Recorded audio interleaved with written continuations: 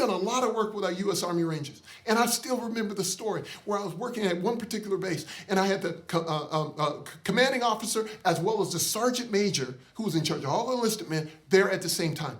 And as I was talking with them, the sergeant major tells me a story. And the story he told me was they would have soldiers who were, right before they were dishonorably discharged, they would meet with the sergeant major and the commanding officer. And the sergeant major told me, he said, man, Eric, we were losing many of these soldiers when they would come through. It was their final strike and they were out.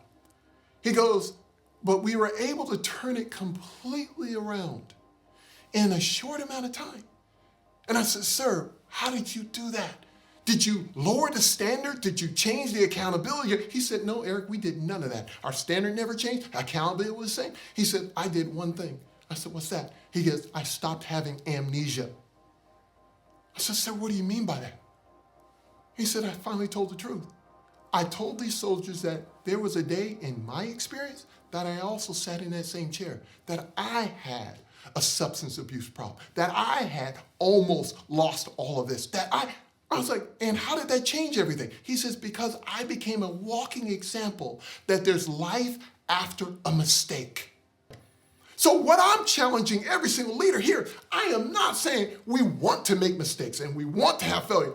I'm just saying we need to fail faster. I'm just saying errors, because people are attempting to make plays and we're getting feedback and we can course correct, that's priceless. And that attitude has everything to do with the leaders of the organization. Leaders dictate that because it's dealing with culture. I always say leadership leads to culture, culture leads to behaviors, behavior leads to results. So if we want the results, we got to get the right behaviors. We want the right behaviors, then we're going to have to get, the right culture. If we want the right culture, it's